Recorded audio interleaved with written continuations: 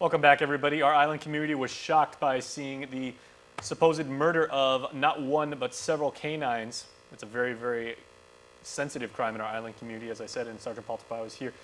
We are actually actively looking, when I say we, it's basically GPD and a couple other organizations, but you guys are hot on the trail of trying to find exactly who did this. Yeah, absolutely. Yeah, this case was brought forward by the community.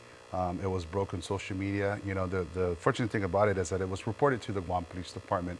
And I guess it was more of the owner, the pet owner, who went above and beyond in reaching out to the community. And the Guam Crime Stoppers is being a part of this and bringing justice to the victims for their loss and everything. And it's a heinous crime.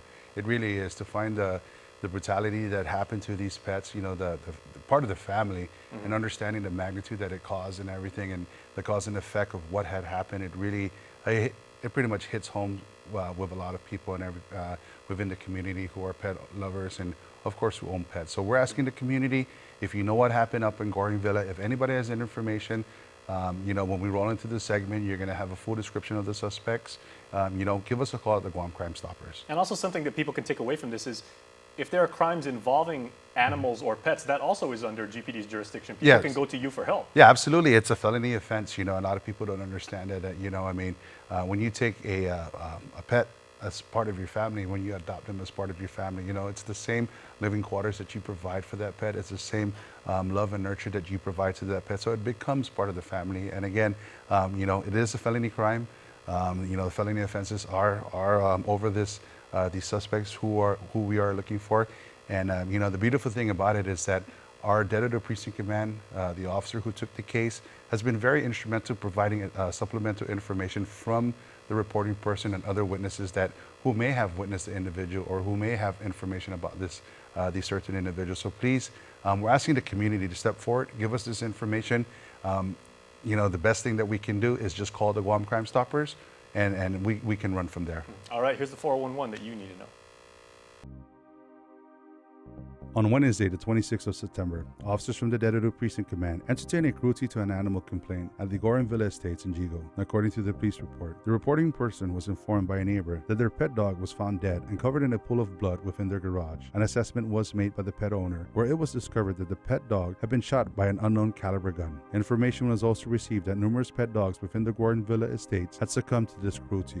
Now, the Guam Crime Stoppers is reaching out to the community for assistance with this case. Two possible suspects have been identified relative to this investigation, and police are looking for the following two individuals who are described to be: suspect number 1, Mel Chamorro, standing about 6 foot tall, possibly 200 to 230 pounds, with short black hair. Suspect number 2 is described as female Chamorro, standing about 5'5" to 5'6" in height, weighing about 150 to 160 pounds, and she may appear to be pregnant with long black hair. If anyone has any information about this crime or any other crime, you can call our 24-hour hotline at 477-HELP. That's 4357, or submit a tip online at guam.crimestoppersweb.com. All calls will remain completely confidential, and a cash reward of up to $1,000 could be paid if the information provided leads to an arrest and a grand jury indictment. Your call does make a difference.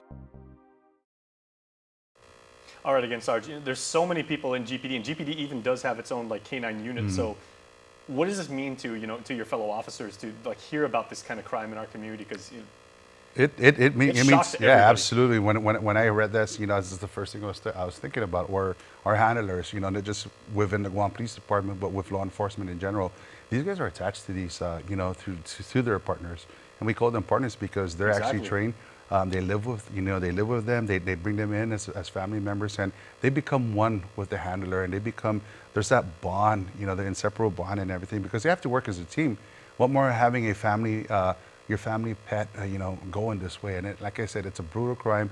It's heinous, and nobody should succumb to this. And you even told me, a couple of years ago, you said it's not just the dog's training, but it's also their instinct and how attached they are to their handler, is they would take a bullet for their partner. Absolutely. The commitment is that deep. Yes, the partnership that our canine handlers have with of course, the canine in itself, it really, it's, when you see them in action, when you see them working as one, they're inseparable. So, attach that to a young 6-year-old girl who's attached to a family pet, and it's just brutally taken away from them. That's just how you can relate to this story and how you can relate to this crime. So again, give us a call, call the Guam Crime Stoppers, and we can reach out and we can actually move forward with this investigation. All right, and if you have anything else, we'd love to hear from you as this case progresses. Absolutely. You know, the power of social media has been really instrumental in this. And again, you know, this is where we use social media as our aid and as our tool to help us bring closure to this case. All right, thanks so much, Sarge. Hey, thanks for having me again. All right, we'll see you after this.